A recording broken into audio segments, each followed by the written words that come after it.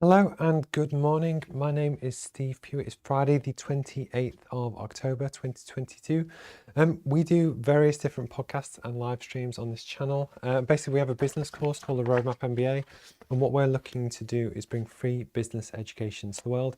Basically, our mission is to help people around the world build a better life for themselves. And one of our kind of core beliefs is that actually the current systems are artificially kind of skewed towards rich, affluent people that actually can afford to spend kind of thousands and thousands of pounds on courses to help their personal development, leadership development, and kind of business skills.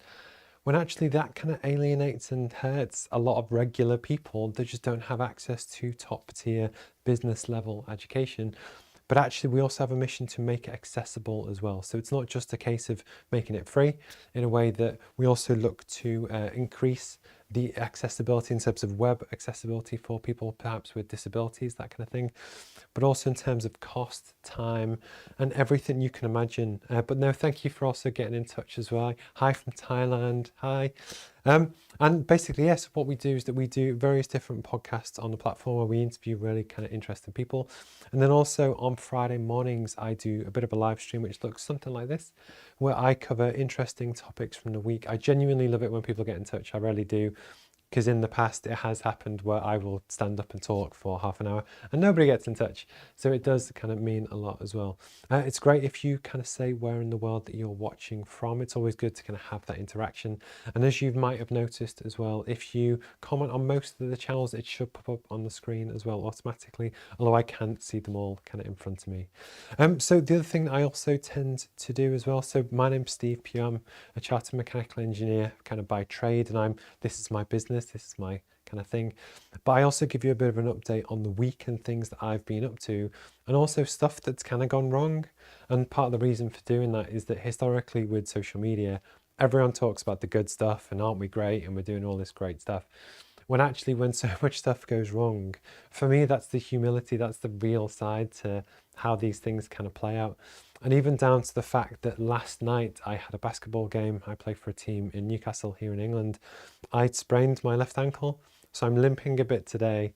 But these things just kind of happen, and then something else went wrong. We had a technical glitch when I interviewed the fabulous Angela Lyons on Monday on the podcast, that for whatever reason, it just didn't send to my channel, but it did all the others, and we still kind of recorded it.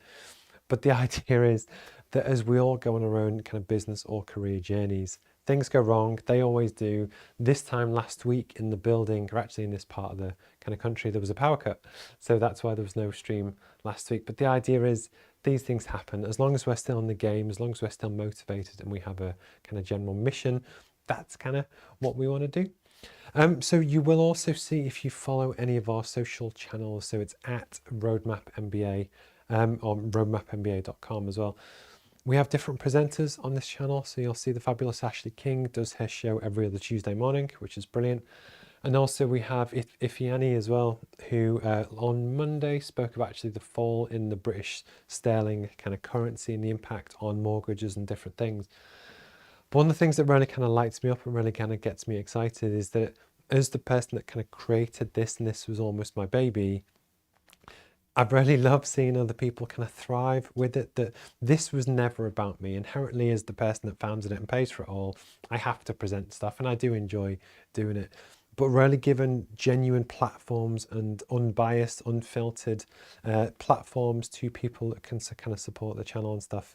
And basically, I give any of the presenters 100% free remit to talk about anything that they want to do, which relates to their community, their background, their culture, their opinion on things.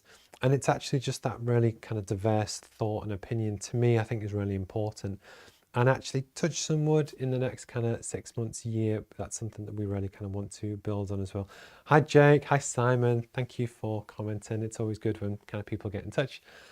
And then the other thing which I wanted to kind of talk about as well, because it's really super topical, again relates to kind of freedom of speech, is that the Elon Musk Twitter takeover has now apparently kind of gone through. And I'm interested to know people's viewpoints on this, especially Jake, if you're a kind of tech expert, and Simon. That for me, it's a really funny one that we've been through this kind of culture, especially in the past kind of 10, 12 years. Some people call it woke. But it's the whole cancel culture idea of if you don't agree with someone or you don't like what they say, they should be able to be just like censored and taken off the platform. And I'm really kind of caught in the middle of this, because I agree that anything that is blatant, like hate speech or inciting violence or whichever, which is very clear cut that that's illegal. You can't kind of do that. But there's a fine line between different opinions, and actually, should they be just removed from their platform? And actually, what I think is really interesting with the Elon Musk takeover is that removal of censorship to actually give genuine free speech to people is a big mission of his. And although he only took over on Wednesday, the CEO and a few others are the kind of key people have now gone. And what he's almost doing is clearing house and actually creating a platform that he believes will take it to where we want to, or where he wants to kind of take it. But again, I'm torn because I don't know how it's going to play out. I do use Twitter, so you can follow us again on @RoadmapMBA. But it's that kind of thing of where I'd love to know what your thoughts are on this kind of thing.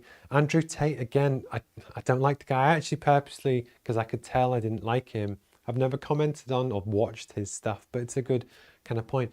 But actually, say in America, or even in Britain, but I'm going to use America because it's more divisive, you have two different political parties, Republicans and Democrats.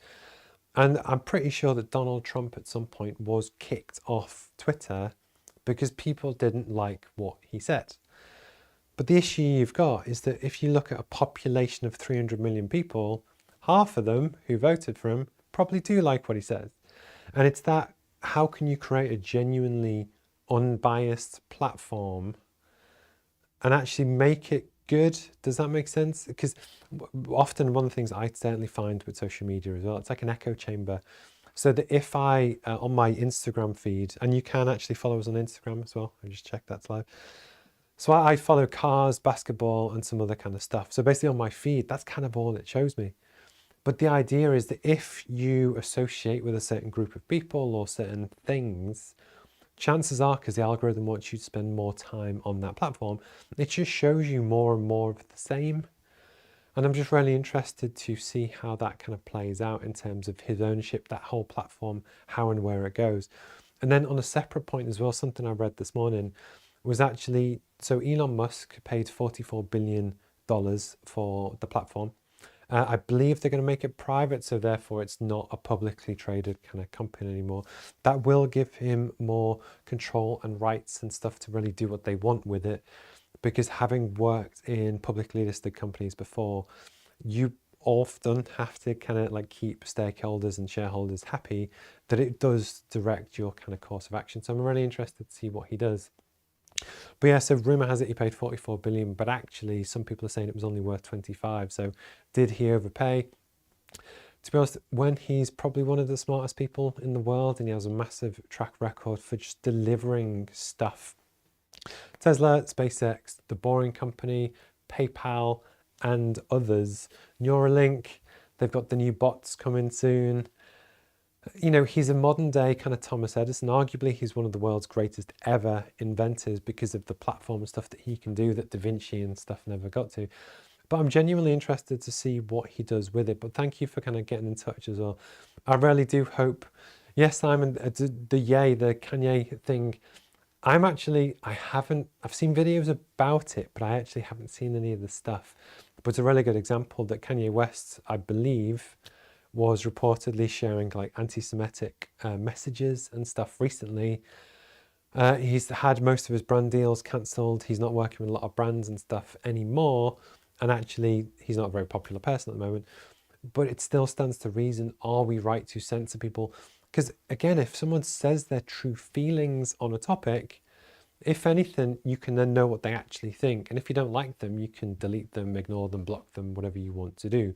But at least you know where they stand. And it's a really difficult one to judge. But because it was very topical this week, it was just something I wanted to talk about.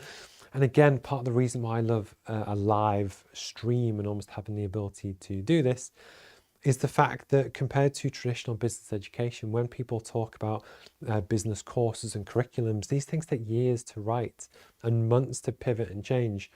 On the fly, 10 minutes so I can read an article and we can talk about it. We can really discuss the business strategy aspects of that kind of thing. But that's the beauty of live broadcasting, what we're really looking to. The platform, that actually, I love it genuinely when people kind of get in touch. Simon, I actually don't know much about TikTok, is the honest answer. I technically have it on my phone, but I've only ever been on the platform like twice. I don't know, it seems very addictive, and it's very light entertainment-y, and there's nothing wrong with that. But actually, I haven't taken that dive yet, just because I'm busy with other stuff. But I am always interested to see what's going on with other platforms. What should I be on? What should I not be on? How should it work? And then likewise, as we're looking to essentially build a flat platform, which is open access, which is to really help people around the world learn and gain access to business education and basically help them build a better life for themselves. I guess, need to kind of stay on top of different things as well. But I'm always looking for recommendations and stuff as well. So it's 9:05. What I'm going to do, I've got a few different topics to talk about today. Some long, some not so long. But the first one, which was actually inspired from we do classroom sessions 4 times a week. We do it actually via Zoom. And what they are, it looks for you identical to this, but we do it over Zoom. And anyone who's on the course, and if you want to get in touch, I will happily, Jake, Simon, send you a free copy. And these are basically the course is in 34 different countries now around the world. But actually what we do is that we provide an open drop-in session where you can come in, we can have a chat, we can talk about different things. But actually the whole point is to help you improve your business or career, help you tackle stuff that you might be kind of struggling with at the moment, but also walk through the course, because the whole point of what we do with the roadmap is that it's 16 modules and chapters, but it's to give you the complete roadmap start to finish to grow your business or career. And this is as a management consultant that gets paid to do this. And we do everything from your aims, goals and objectives through to personal branding. We do 3 modules on strategy and actually how do you build a good solid business that has kind of key differentiators. We then go into marketing, some of the theory behind that. We have 3 modules on sales. Then we go into financial intelligence to actually help teach you the basics of cash flow, profit and loss, balance sheets, that kind of thing. And then we also have a module on leadership and management as well. But the whole point is that for most people, especially people that work in kind of small to medium sized businesses, probably up to kind of 30, 40 million revenue, you often have to wear multiple hats. So Simon and Jake will have their day-to-day job to do, but actually they'll probably have to do a little bit of sales, a little bit of marketing, some promotion, some management, either up or down, where you work with either your boss or your team. And it's actually, we just give you the complete roadmap to grow your business or career. And the whole point is that we make it free so that anyone in Kenya, Nairobi, Ukraine, China, America can actually just get free access to really good stuff to help them build a better life for themselves and really help them build a great business or career. That's what we do. And based on that, we pick various different topics that I talk about, and I do this live so we can kind of interact. But on the classroom sessions, we can do it one-to-one, where basically we can actually talk about your actual business, what you're working on, and what you're struggling with. And actually, it's that accountability really kind of works really well. But actually,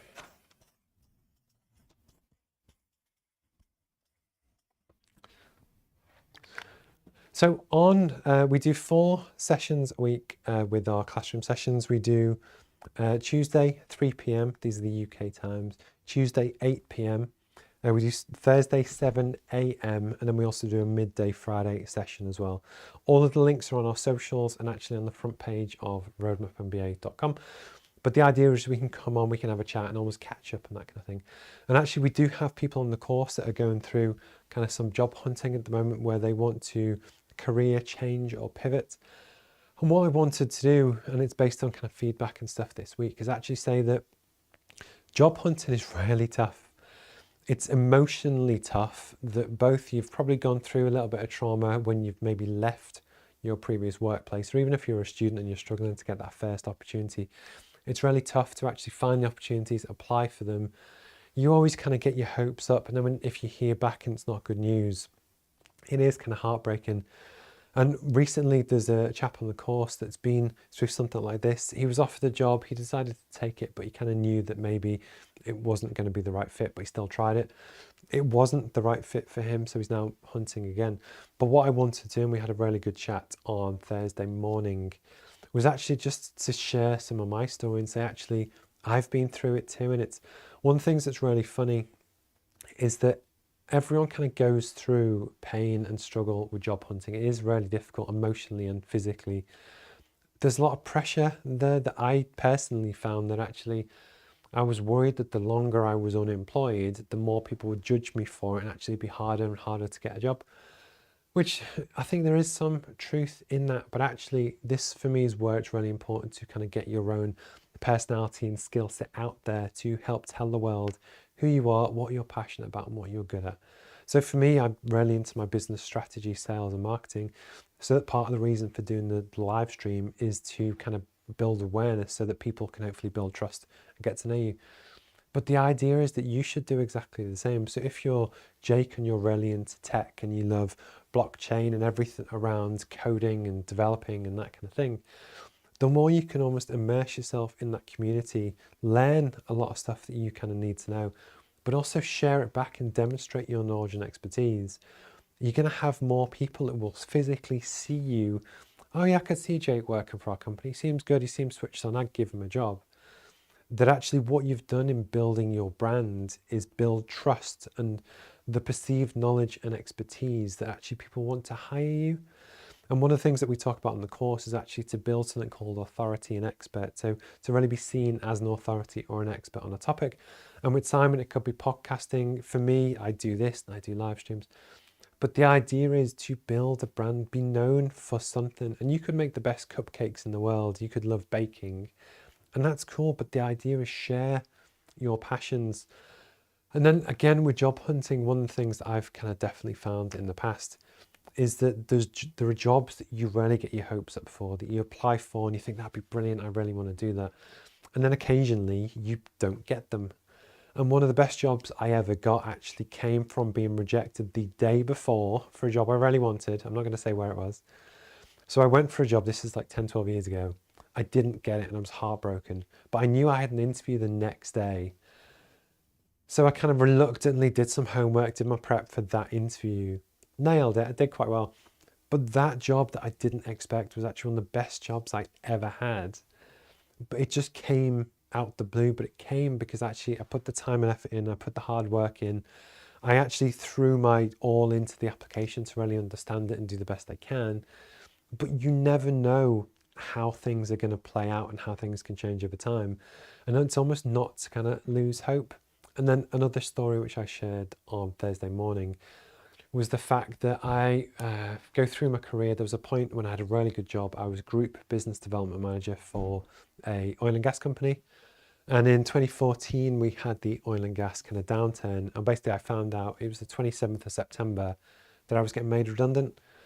And one of the things that really kind of hit me was all the way through that career, because I kind of started with nothing. I felt like I was building to a certain point. And I got to a certain point where I was like, I'd ordered my dream car, everything in my life was going well, I had a nice house, I was married, my career just seemed to be doing this. Something happened, which was the market shift. And basically a month later, I found out I was getting made redundant. And there was one particular drive when I was driving from Newcastle down to Teesside. There's one kind of coast road called the A19. But whilst I was driving that drive, it kind of hit me that everything I'd almost been building towards had seemingly gone. You know, the rug had been pulled, and actually I wasn't in a great place. I wasn't particularly happy. But then 2 weeks later, I got a phone call. So bear in mind, I was still getting paid at that point, and it was just, you know, that kind of thing of going through like the redundancy process. But 2 weeks later, I got a phone call, and someone wanted to get in touch, and it was to do with a managing director job at a international business in Durham, and that actually would I be interested to go in that position to help turn around the business and really kind of help drive sales and different things. But actually I was 33, and my point being that that was a major life goal, that I really wanted that managing director job title. And actually from 2 weeks before, when I thought the world had ended, because of the brand, because of the hard work, because of actually delivering hopefully a good service and job over the previous kind of like 8, 10 years, someone else wanted to hire me, and actually they wanted to hire me in a promotion in a better position. But the point being, even if it does seem crap and you're worried and you maybe not getting the applications or the jobs that you're really applying for, genuinely don't lose hope. It will kind of hopefully get better, and you are more than welcome to anyone in the world. You're more than welcome to jump onto any of the live classroom sessions that we do throughout the week. All the time slots and stuff are on the website, and we'll just have a chat and we'll talk through it, and I'll certainly give you help and advice where I can. But it was just to say, look, I've been there. I know how shit it can be.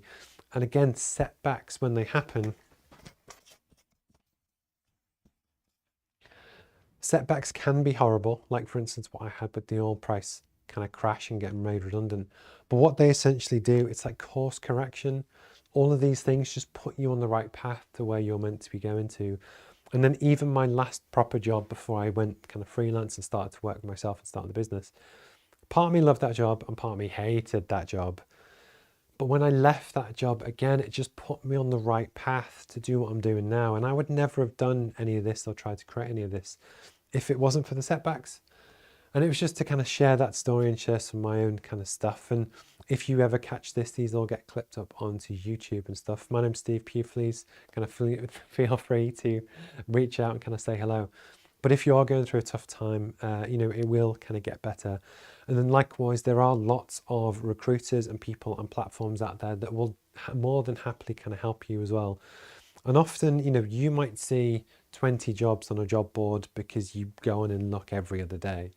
But if you speak to recruiters, they often have whole reams of jobs and opportunities. And if you can share your CV with them, you might actually be able to get spec'd out to job opportunities which aren't even on the market yet. But the point is, it's put the effort in, try, but also don't give up hope. And there are people that will happily help you as well. So it's just a quick topic that I wanted to talk about and almost share some of my kind of journey. And if you are going through this at the moment, I get it. I know it's tough, but also it will get better. Okay.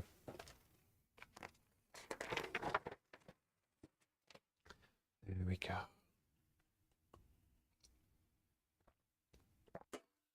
Oh, so how's everyone's week been? I know for if you're a gamer, the new Modern Warfare 2 comes out today, so I'll be going at some point to go and collect that from a game at the Metro Centre and then home to install it.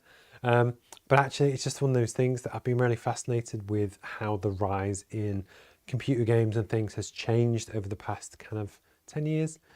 Because historically, computer games were, when I was, I'm 39 now, but when I first grew up, they were a bit crappy. The graphics were terrible, but you kind of just get into it and it's fine.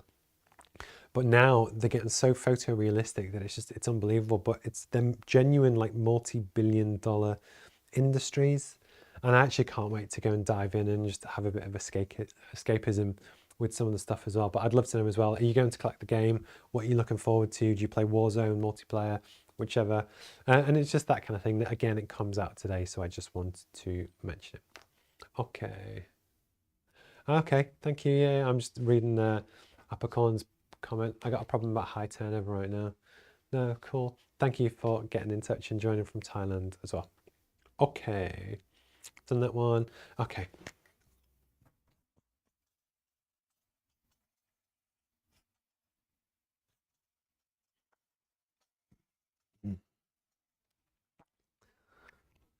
So you might have guessed, as someone that runs a startup that's trying to bring free business education to the world, I have a really big, strong passion to basically help people build a better life for themselves. That when I grew up, I was raised by a single parent, so my mum raised my brother and I, put us through university, and actually I worked really fucking hard to get to this point and build something.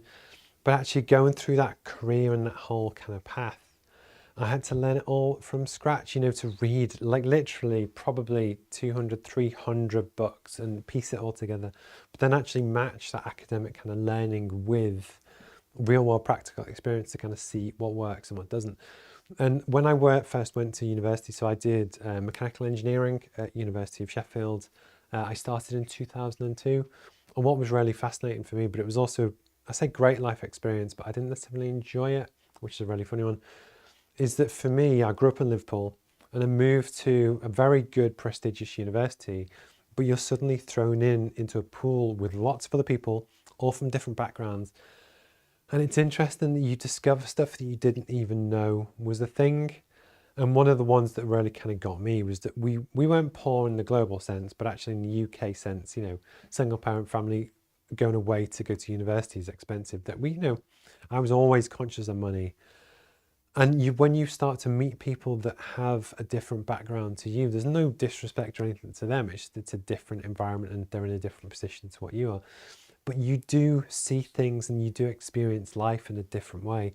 And actually yesterday in the car on the way back from lunch, there was an article on BBC Radio 1, and it was actually to do with inequality in education. And this is specifically for higher education now. And actually it's the difference in rich versus poor.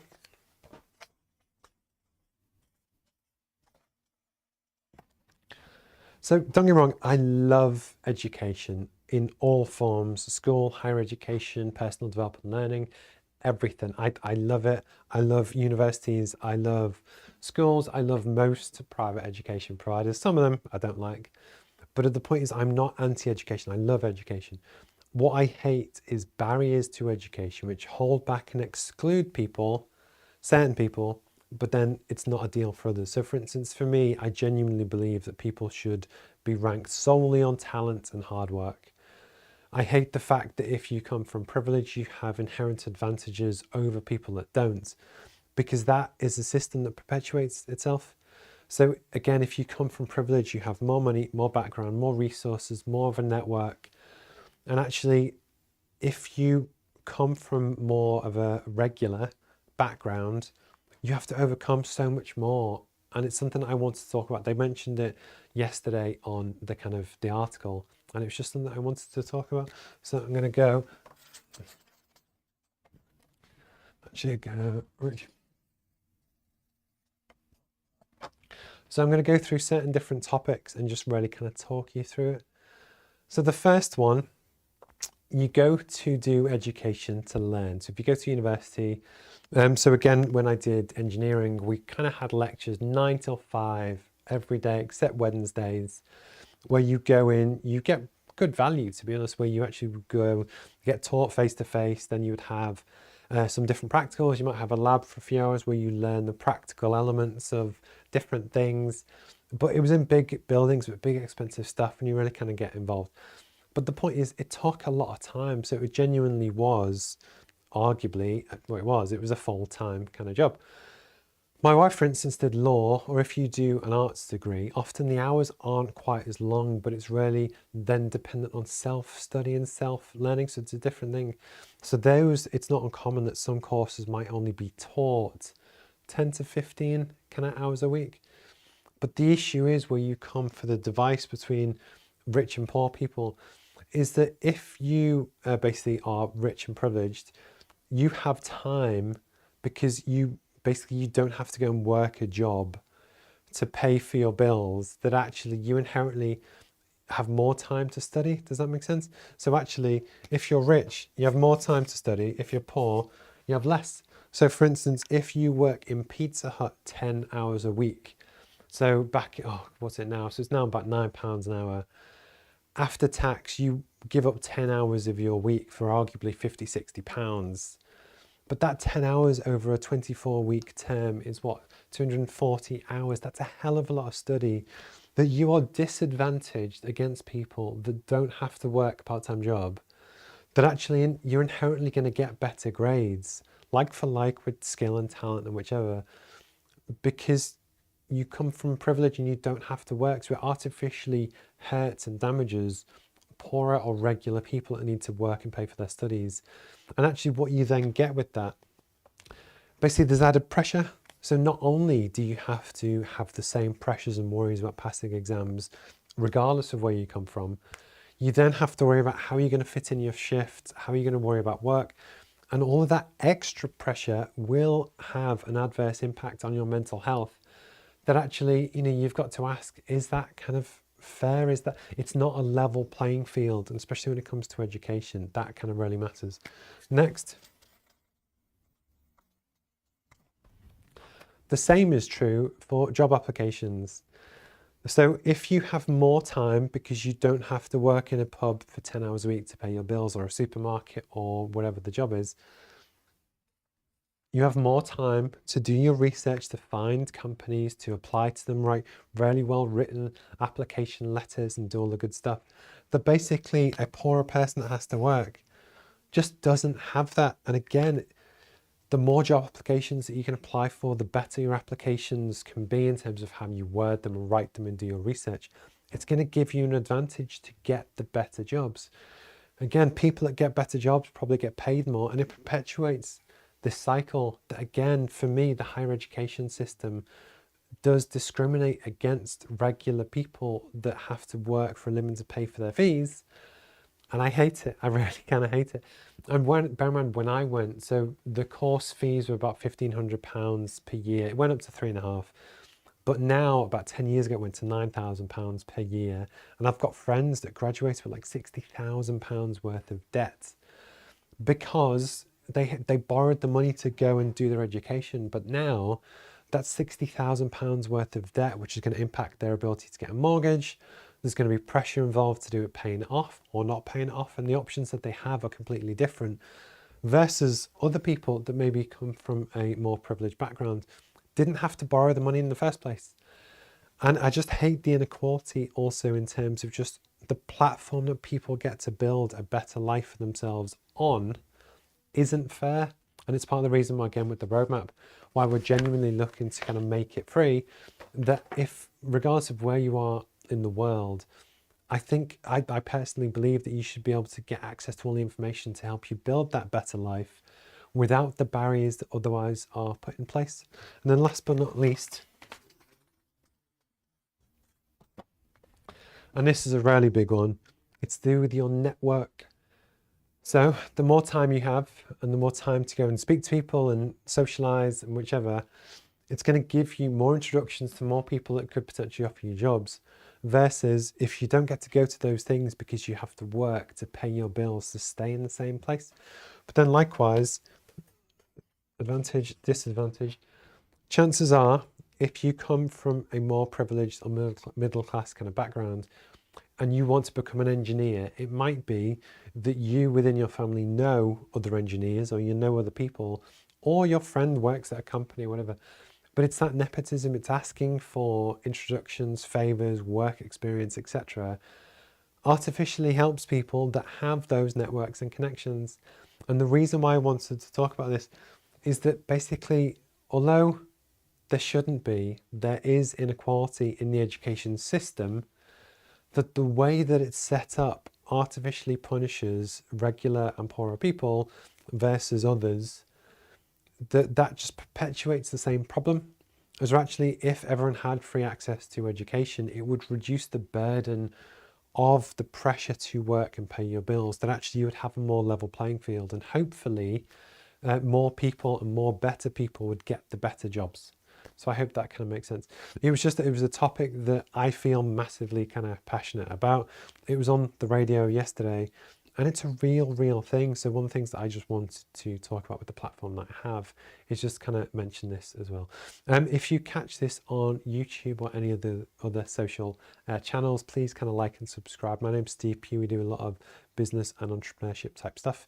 And then also, if you're interested, get in touch to guest list at roadmapmba.com, and I'll send you a free copy of the course as well. And that's anywhere in the world. What we're looking to do is basically help people build a better life for themselves with an accessible platform to really help communities thrive and grow together. Okay.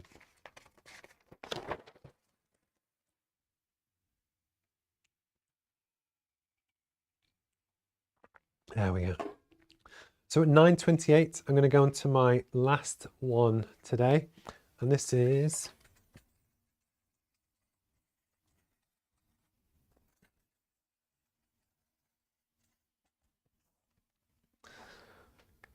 so on the course, basically for the first 16 modules, we go through and we teach you all of the basics about everything you need to know to grow your business or career, all of the skills, everything you need to know, so that will help you, give you more tools to use to help you make that next step. But then as we get towards the back, we have a whole sheet of what I class as worksheets, where basically it's everything in one place. And the idea is, if you want to grow and turn around a business or engage your team and really drive some new kind of behaviors on different things, if you can have it literally on one piece of paper, that's a good thing. So one of the things that I wanted to talk about today is something that's on page 232 in the book. And basically what we're going to share are the 7 steps to help grow a business, but also talk around them a little bit. And the idea is just to plant that seed that actually, if this is something that you either want to do, your hopes, dreams, and aspirations, or just learn what's best practice and what stuff that I can do, get in touch or have a look at the course, and hopefully it'll help as well. So the first thing you want to do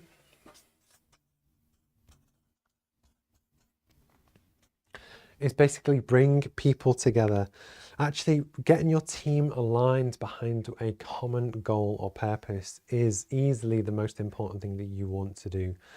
There are different ways and means to do this, but the point is, if you have a business and you have 5 people or you have 50 people, if everyone doesn't pull in the same direction and support what you want to do, it's not going to go well. You're going to have people who fight against you, who don't understand what to do. You want to go in this direction and that want to go in that direction. So actually just to bring people together, I think is really important.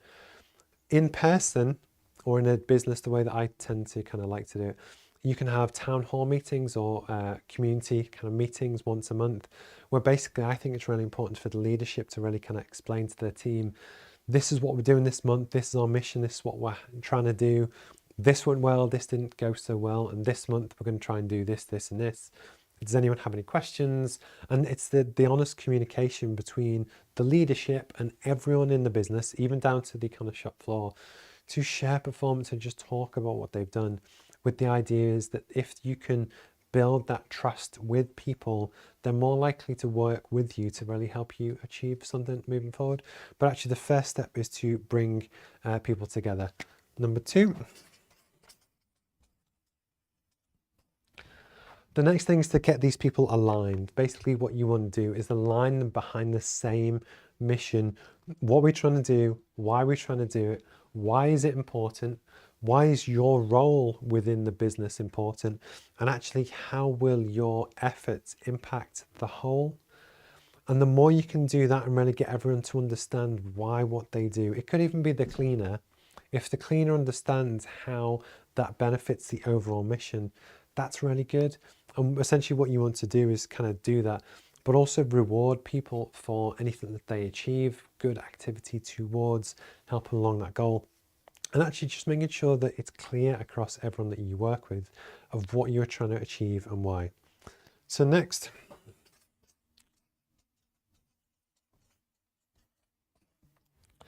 is visibility on your targets. So anyone that's ever been judged or, in a personal development review or in a business where someone says, oh, you didn't hit your sales target. The issue is, unless you've made it massively visible what the target is for the business, what the person's target is, why it matters, what they're going to get measured about, what their KPIs are, and really have that transparency, it's very difficult to punish someone if they haven't delivered what you wanted, if you never told them what it was. And actually your visibility is really important, that again in a company, if you have a very clear mission, really just shout it from the rooftops. And ideally you want everyone in the business to really understand what is it that you do, why is it special, and how do they kind of help. Next one.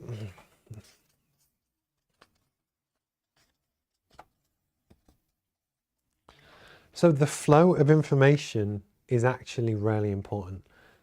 In business strategy, what you essentially do is you look at your business, you look at your competitors, you look at the environment around, and you also try and predict what you think is going to happen over the next few years. And then you essentially look to come up with a way that gives your business a competitive advantage in some shape or form. And that forms the basis of the strategy that then you set in place the targets and the things that you invest in, the things that you don't invest in. And then the idea is that you share that with everyone. But the really important thing is, and this is where a lot of companies go wrong, is that you have the CEO and the exec team comes up with a plan and they just send out a paper document to their team or an email. But no, people don't read it, they don't really understand it. and that's it. And they do that once a year, and that's bad leadership. That just doesn't work. A really good, efficient team both shares information down the chain to really make sure that everyone understands what we're trying to do, why, how, and what our mission is. But a regular and continuous flow of information from your sales officers, from your team, from the guys on the shop floor, from anywhere in the business back up is also massively important, because that's the intelligence which keeps you sharp. That actually, if you find out that your customers in America can no longer buy your product because of a change in regulation, that information needs to be fed right back up to the top, because actually then they can do stuff to make it better. As well, if you don't have that flow of information, things start to go wrong. And then likewise, it could be to do with even like the shop floor, and you don't have enough tools to make what you need to make. That actually the guys on the shop floor might historically think, okay, we just have to make do with what we have. But if you have that flow of information back up the chain, management can just buy more tools if it makes sense. But the idea is you can have better, more efficient production if they just tell someone they need the stuff. And it's that continuous flow of information up and down the chain is massively important, because that really genuinely helps both top level strategy for deciding what to do next. But actually it should also help the customer, which is the important thing, to deliver them a better product or service. But actually everyone in the middle to really help them do their job better. Hi Fiona, I'm just seeing you kind of catch up as well, and James as well. Yes, hi James. I completely agree that your network is massively important. Sorry, I missed your bit. I was mid-flow on the topic, but no, thank you for getting in touch. Next.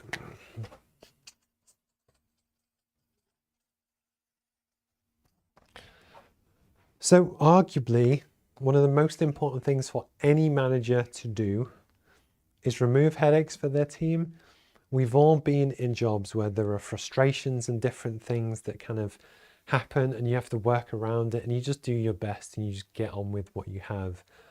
A good, efficient manager or leader or CEO or director will help, again, from the continuous flow of information, to actually listen to the problems that people have, and actually then what can we do to solve them.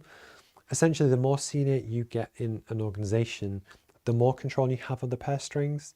And it could be that you have an investment budget which actually they're looking to spend. You just need to highlight what the problem is. Or if you have a really big problem with X, sharing it, there might be things that you can do that can reduce the stress in your job. It might be that your boss can go and speak to the difficult customer or whatever it is. But essentially a good business continually just looks to remove headaches, both for the customer and for their team, but actually build that as a conscious part of your strategy, that it's something really valuable to do. That if you have a team of 5-10 people, if you can make all of their lives a little bit easier, they're all going to get more productive, and it should really kind of help the business. Next, 6.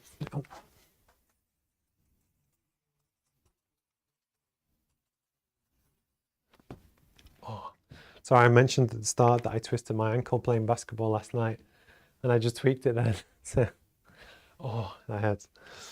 One of the most important things that anyone can do, and this has to come from the front line, from your salespeople, is to share customer feedback. So the whole essence of business strategy is that you look to build an organization or a product or a service or an offering which gives value to the customer. The only judgment on if that works or not has nothing to do with how much money you make. It's actually to do with how much value does the customer have, and actually is it good, and can we make it better? Because even if you have a product that people are kind of forced to buy, but it's not very good, I was trying to think of an example. At some point, a new entrant will come into the market and offer something better and just destroy you. A good example actually could be banks. So banks pretty much run the same way they have done for years and years and years. And then recently you've got Monzo and a lot of other kind of the new starters who are challenger banks who've come in, who basically believe that they can do it better. But the point is, it's that customer feedback. So if you discover that customers actually start to want a mobile app to know how their spending is being tracked, to actually understand where did they spend their money this month, and actually just provide a better service. The constant feedback of customer feedback all the way through the business, we might be able to improve delivery times or packaging, or that thing always breaks, can engineering change it? But unless that gets fed back, you're not going to be as efficient as you can. And then last but not least,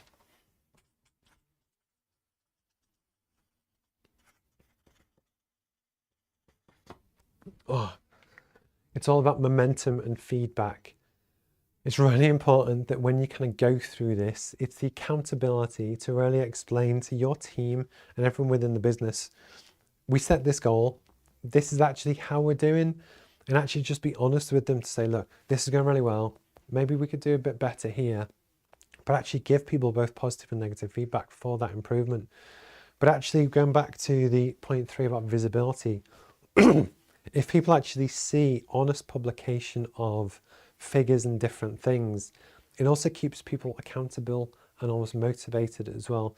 That one of the things when I worked at it was a manufacturing business in Durham, I actually shared the company financials and how we were performing with the whole business, even the guys that were on the shop floor that probably had no interest in the figures.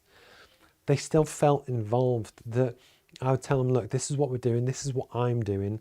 And it's quite rare that you would get a CEO, managing director, make themselves accountable to minimum paid staff, labour on the shop floor.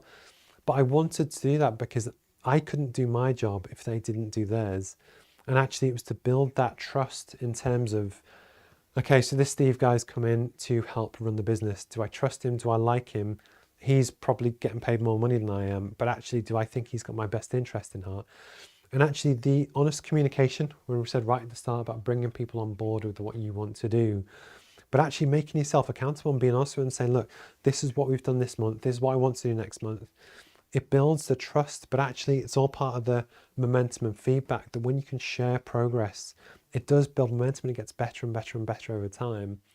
But that again comes down to, for one, knowing what to do, and also having trust and faith in your approach, that you don't need to know every answer, but actually the more humility and stuff that you have when you share progress with your team or stakeholders, I promise it kind of works. So I'm just reading Ifiani's comments. So customer feedback has become a centre stage with the FCAs. Yeah, okay. But again, it's a prime example that for a business of any kind, the more people really understand just the benefits of different things in terms of how you can build a better, stronger, slicker business. We do cover it on page 232 and 233. And again, we cover it kind of throughout the course. But the idea is that if you are parachuted in to become the next CEO of a company, but this would also be true that if you have a division to run, or even if it's like a team of 5 people that sell cupcakes, I always go back to cupcakes for some reason, but it doesn't matter how small your business is. The concepts are the same to really align people behind the vision, what you want to do, have visibility both in your aims, goals and targets, but really transparency in terms of that they understand what is kind of requested of them. The flow of information, so that if you want to make cakes again, and the customers hate a particular new flavour, but they love this flavour, get that feedback in and change and adapt. Then again, looking at all the different things to momentum, feedback and removing headaches genuinely can make a massive difference towards your business. So at 9:43, I think I'm going to call it quits there. It's actually the first one I've done in a while. I think it's what's quite funny is that it takes practice to present live, and it is harder than kind of people think. But actually, I love the interaction, and what we're looking to do with Ifiani and Ashley and other kind of presenters in the future is just build a good platform where good people can talk about things that are important to them, but actually where we want to build a genuine community that helps people around the world build a better life for themselves. And we're doing that both online and offline programming. We have the physical book, we've got an app coming soon, a new website, but it's just the start of our journey that's now about 1.5 years in. We are in 34 countries, and actually it's done for the right reasons, just to really help people progress in their business or career. So thank you for your time this Friday. Have a wonderful weekend. I'd love to know what you're up to. I'll be back in here filming more videos for our new website, so I don't need that to do. I've also got some other reports and stuff to write, but I almost don't mind because this is my passion. This is what I want to do with the rest of my life. So this is my thing.